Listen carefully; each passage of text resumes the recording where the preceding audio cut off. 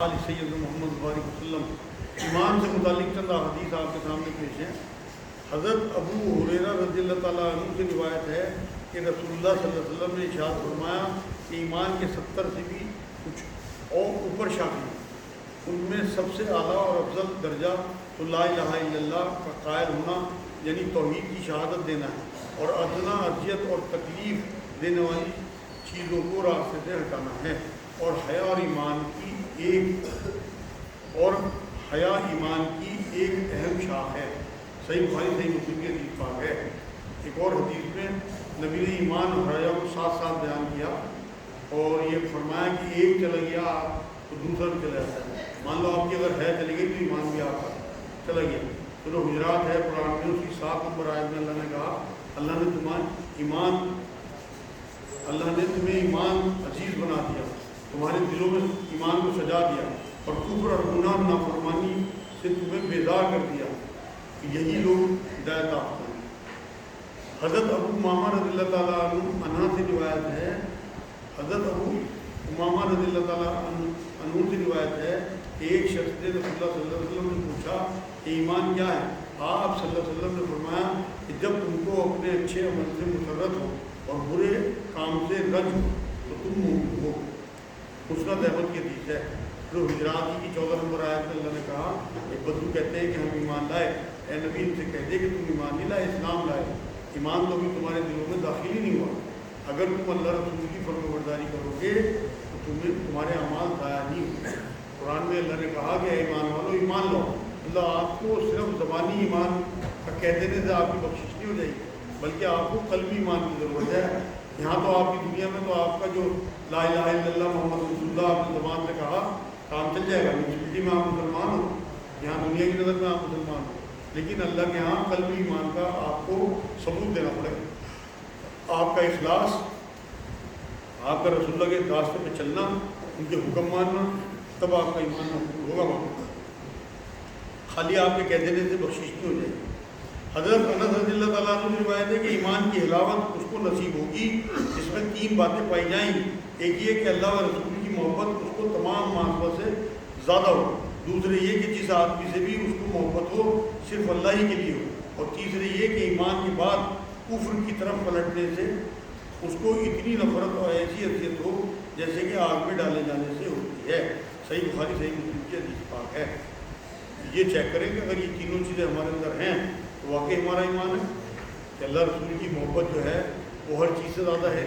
ہم اپنے تمام کام چھوڑ کے اللہ رسول کے پروگرام میں یا اپنی نمازوں کی طرف دوڑتے ہی دوڑتے ہیں جو ہمیں حکم دیا گیا 5 نمازوں کا، یا ہمارا اگر گاہک آ گیا تو ہم نے گاہک کے چکر میں نماز نکال لی، یا ہم نے اپنی نیند کے چکر میں فجر نکال لی۔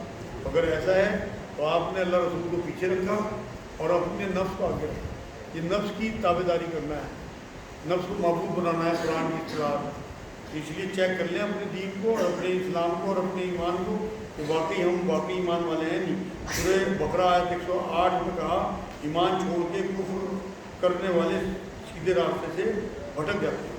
سورہ مائدہ آیت نمبر 2 ایمان کے منکر کے اعمال ضائع ہو جاتے ہیں اور آخرت میں نقصان ہوتا ہے۔ سورہ مومن 84-85 اور سورہ انعام 158 آیت میں اللہ نے کہا کہ اللہ کی نشانیاں دیکھ کر ایمان کو کہنے والے لوگوں کا ایمان قبول نہیں ہوگا۔ کہتے فرعون نے مرتے ہوئے کہا کہ میں ایمان لایا موسیٰ اور ہارون کے رب پہ، لیکن اللہ نے اسے ڈبو دیا، قبول نہیں کی ہوگا۔ اس لیے اچھی حالت میں جب آپ تندرست ہوں، ایسے والے ہوں، آپ کو اختیار ہو گناہ کرنے کا، آپ گناہوں سے بچ رہے تھے جس وجہ سے اللہ رسول نے منع کیا، تب تو آپ کا ایمان قوی ہے۔ اگر آپ نے بالکل سامنے موت دیکھی، آپ کو کینسر ہو گیا، کرتے رہو تو آپ مال بانٹتے رہو اپنا، کچھ نہیں ہوگا۔ اللہ کو معاذ اللہ کوئی بدو نہیں بنا سکتا۔ اس لیے اپنی آپ کی جب توانا عمر ہو اس ٹائم توبہ کر کے اللہ کی راہ میں لگ جائیں، اپنا مال اس ٹائم خرچ کریں جب آپ کو احساس ہو کہ میرا مال کم ہوگا، بانٹ دیتے اللہ کی راہ میں، اور آپ پھر اللہ کا حکم مان رہے ہیں۔ ظاہر بات ہے حضور نے فرمایا صدقہ دینے سے مال بڑھے گا، قرآن بھی کہتا ہے کہ صدقے سے مال بڑھتا ہے، سود سے مال گھٹتا ہے۔ ظاہر تو یہ لگتا ہے کہ سود سے مال بڑھے گا اور صدقے سے گھٹے گا، لیکن اللہ اور اس کے رسول کا وعدہ کچھ اور ہے۔ تو اگر آپ واقعی اس طرح کرتے ہیں تو آپ کی آیتوں کو پورا کر رہے ہیں۔ حضرت انس رضی اللہ تعالیٰ عنہ سے روایت ہے کہ رسول اللہ صلی اللہ علیہ وسلم نے فرمایا کہ تم میں سے کوئی شخص مومن نہیں ہو سکتا جب تک کہ اس کو اپنے ماں باپ، اپنی اولاد اور سب لوگوں سے زیادہ میری محبت نہ ہو۔ رسول اللہ کی صحیح بخاری صحیح مسلم کی حدیث پاک ہے۔ حضرت عمر رضی اللہ تعالیٰ عنہ سے جب یہ بات سامنے آئی، حضور نے پوچھا کہ سب سے زیادہ عزیز کون ہے؟ انہوں نے یہی کہا کہ اللہ کہ رسول آپ مجھے سب سے زیادہ عزیز ہیں صرف اپنی جان۔ حضور نے کہا بات تو بنی عمر، تو حضرت عمر نے سچے لوگ تھے، کہہ دیا وہ بھی، اور اس کے بعد جب حضور نے منع کیا تو اپنے دل کی طرف جھکا لیا اپنا سر، اور تھوڑی دیر کے بعد بولے حضور اب آپ مجھے اپنی جان سے بتاتا ہوں۔ اور پھر اس کا ثبوت یہ دیا کہ ساری عمر حضور کے آگے پیچھے رہتے تھے کہ حضور کی جان پہ کوئی بات نہ آ جائے، میری جان چلی جائے۔ اور حضرت عمر صدیق سارے سور یاد کروا کہ کس طرح سے جو سانپ چاروں طرف سے نکل رہے تھے ناک، اور وہ ان کے پیروں پہ ڈس رہے تھے، لیکن انہوں نے یہ گوارا نہیں کیا کہ نبی کو ایک بھی ناک کوئی معاذ اللہ ڈس لے۔ اپنے اوپر سارے وار اور زہر پورے جسم میں پھیل گیا۔ جب شدت سے تکلیف کی آنسو نکلے ہیں، وہ حضور کے رخسار میں گرے ہیں، گرم گرم آنسو، تب حضور کی آنکھ کھلی، جانوں پہ سر رکھے ہوئے سو رہے تھے، تب اندازہ ہوا حضور کسی تکلیف میں ہے۔ تب بتایا کہ اس طرح سے وہ سب واقعہ آپ لوگوں کو یاد ہوگا۔ تو یہ لوگ اپنے عمل سے ثبوت دیتے ہیں نبی اکرم صلی اللہ علیہ وسلم کی محبت کا۔ آج ہمارے ایمانوں کی حالت دیکھو کہ ہمارے نبی کو گالی دی جاتی ہے، اس کا کچھ کہا جاتا ہے ہم اپنی بریانیوں میں نہاریوں میں لگے ہوئے ہیں، تکلیف بھی نہیں ہوتی۔ کبھی اللہ سے دعا کرتے ہیں کہ اللہ ہمیں اتنا قوت دے دے کہ ہم ان جیسے لوگوں کو اس طرح دور کر دیں جو ہمارے نبی کے بارے میں ان کی سیدھی باتیں کریں۔ کبھی تکلیف ہوتی ہے، ہمارے ایمان کی کمزوری ہے۔ سورہ نحل 106 نمبر آیت میں اللہ نے کہا کہ مجبوری میں کفر یا کلمہ کہنے والے کا ایمان جو ہے وہ ضائع نہیں ہوتا، بلکہ وہ ایمان والا ہی ہے، کہ کہیں آپ پھنس جائیں۔ جیسے آج کل مومن جی کا معاملہ ہے، اگر آپ کو کفر یا کلمہ کہنا بھی پڑے تو آپ بالکل کہہ کے اپنی جان بچا لیں، یہ رخصت کراتی ہے۔ اس کے بارے میں میرے ساتھ پچھلے ہفتے میں تفصیل سے بتا چکا۔ حضرت ابو ہریرہ رضی اللہ تعالیٰ عنہ سے روایت ہے کہ رسول اللہ صلی اللہ علیہ وسلم نے فرمایا مسلمانوں میں زیادہ کامل ایمان اس کا ہے جس کے اخلاق اچھے ہیں۔ سنن ابو داؤد شریف کی حدیث پاک ہے۔ اب چیک کریں کہ ہمارا اخلاق کہتا ہے۔ آج جو ہمارا حال ہے معاشرے میں، گالی باز ہم، جھوٹے ہم، دھوکے باز ہم، اور بہنوں کا بھائیوں کا حق مارنے والے ہم، اپنی بیویوں کو جانوروں کی طرح مارنے والے ہم، سٹا، جوا، شراب، کوئی ایسا برا کام نہیں ہے جو ہمارے اندر نہ ہو۔ سودی لین دین، داڑھی رکھ لیں گے، ٹوپی لگا لیں گے، اور تمام 99% لوگ سودی لین دین میں ملوث ہیں۔ جو بہت دیندار بنتے ہیں نا، جب ان سے پوچھا جاتا ہے بھائی کوئی سود کا کام نہیں ہوتا، بس کرشی کارڈ کو لے رکھا۔ ارے بھائی پیشاب تو چاہے گدھے کا ہو یا کتے کا، انسان کا سب حرام ہے۔ یہ تھوڑی ہے کہ بینک کا لون جو ہے حلال ہو جائے گا، لون اگر نام انگلش میں لے دیا۔ پیشاب کو آپ یورین کہہ دو، پیشاب نہیں رہے گا، ناپاک تو رہے گا۔ سود کو آپ لون کہہ دو، لون نہیں رہے گا، سود نہیں رہے گا، سود ہی ہوگا۔ اگر آپ لون بینک سے لے رہے ہیں، ویسے تو لون جو ہے ادھار کو کہتے ہیں، آپ نے کسی سے قرض لیا، اگر جائز قرض ہے اس کی جائز ہے، لیکن اگر آپ بینک سے لون لے رہے ہیں یا فائنینس کمپنی ہوتی ہے جو آج کل جو 18,000 دے جاتے ہیں 20,000 میں پھیری والے، یہ سب حرام ہے، سب ہمارے لوگ ملوث ہیں۔ گاڑی ڈوبی رکھ لیں گے اور ان کاموں میں ملوث ہے، اللہ کو جواب ہی نہیں دینا۔ جیسے حلیہ میرے استاد ہیں عرفان الحق صاحب، پاکستان میں یہ کہتے ہیں حلیہ ہمارا قبر تک جائے گا اور رویہ ہمارا آخرت تک جائے گا۔ یہاں اللہ نے رسول نے جو فرمایا نا کہ اخلاق دیکھے جائیں گے کس کے اچھے ہیں، ایک بار تو یہ فرمایا وہ ہم میں سے نہیں جس کا اخلاق اچھا نہیں۔ حضرت ابو سعید خدری رضی اللہ تعالیٰ عنہ کی روایت ہے کہ رسول اللہ صلی اللہ علیہ وسلم نے فرمایا جو شخص ان میں سے کوئی بری اور خلاف شرع بات دیکھے، لازم ہے کہ اگر طاقت رکھتا ہو تو اپنے ہاتھ سے یعنی زور قوت سے اس کو بدلنے کی کوشش کرے، اور اگر اس کی طاقت نہ رکھتا ہو تو پھر اپنی زبان سے اس کو بدلنے کی کوشش کرے، اور اگر اس سے بھی طاقت نہ رکھتا ہو تو اپنے دل ہی سے ایسا چاہیے، اور یہ ایمان کا ضعیف ترین درجہ ہے، مطلب دل سے برا جانے اسے۔ صحیح مسلم کی حدیث پاک ہے۔ یہ اتنی آسان حدیث نہیں ہے، آپ نے ہمیشہ سنا ہوگا اس حدیث کے بارے میں، یہ اتنی آسان نہیں ہے جتنے لفظ آپ کو میں نے سنا دیے۔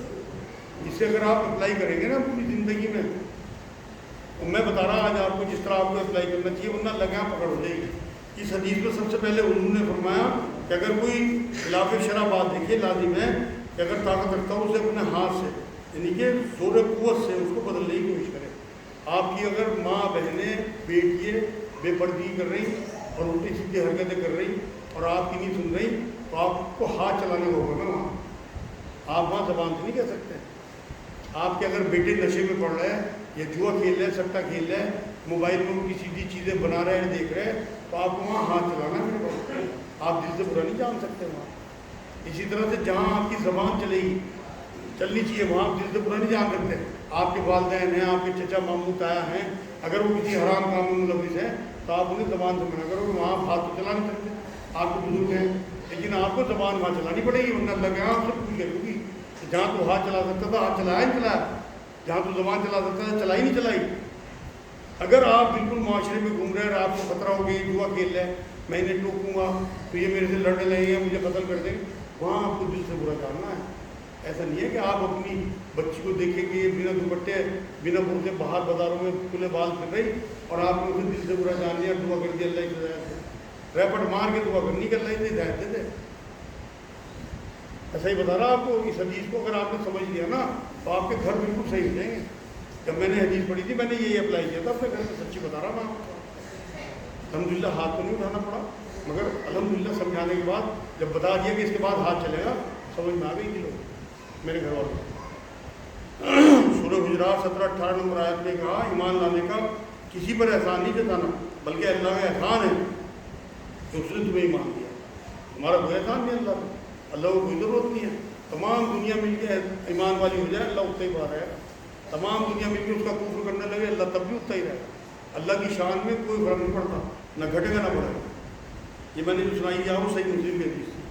آج کی آخری حدیث ہے، حضرت ابو ہریرہ رضی اللہ تعالیٰ عنہ کی روایت ہے کہ رسول اللہ صلی اللہ علیہ وسلم نے فرمایا کہ مومن نہیں ہوتا، یعنی اس میں ایمان کا نور نہیں رہتا، جب کوئی زانی زنا کرتا ہے، یا کوئی چور چوری کرتا ہے، یا کوئی شرابی شراب پیتا ہے، یا کوئی لٹیرا جیتا دلیری سے لوٹ مار کرتا ہے، یا کوئی خیانت کرنے والا خیانت کا مرتکب ہوتا ہے. لہذا ان ناپاک اور منافی ایمان حرکتوں سے اپنے کو بچاؤ. صحیح بخاری صحیح مسلم کی حدیث پاک ہے. ہم یہ سارے کام کرتے چلے جاتے ہیں جتنے یہاں پہ بتائے، اور اسی میں مر جاتے ہیں اور سوچتے ہیں ہم ایمان کے ساتھ گئے. نبی کی حدیث بتا رہا میں ایمان نہیں ہوتا. ایسے لوگوں میں جو یہ کام کرتے ہوتے ہیں اس ٹائم ان کا ایمان نکل جاتا ہے. مان لو کوئی زنا کر رہا، اللہ رب العزت اس ٹائم اس کی اگر روح جو ہے سلب کر لے تو وہ اسی حالت میں یا کفر کی حالت میں. کوئی شرابی ہے، شراب کے نشے میں نالے میں ڈوب گیا اور وہ نالے میں اس کا سر پڑ چلا گیا اور ڈوب کے وہ ختم ہو گیا وہی سانس اس کی، وہ کفر کی حالت میں مرا. سورہ مجادلہ ہے، اس کے 22 نمبر آیت میں کہا اللہ اور قیامت پر ایمان لاتے ہیں وہ جو اللہ رسول کے دشمنوں سے دوستی نہیں کرتے، چاہے وہ ان کے باپ ہوں، بھائی ہوں، بیٹے ہوں یا خاندان کے لوگ. ان کے دلوں میں اللہ ایمان کو تحریر کر دیتا ہے، لکھ دیتا ہے کہ جو لوگ ہر حال میں اپنے اللہ رسول پہ ایمان لائیں اور پھر اب اس کے دشمنوں سے دوستی نہ کریں. یہ سب صحیح بخاری اور مسلم کی حدیث بات تھی جو میں نے آخری آپ کو سنائی. یہ الحمدللہ آج حدیثوں کا بھی دور پورا ہو گیا. اب کسی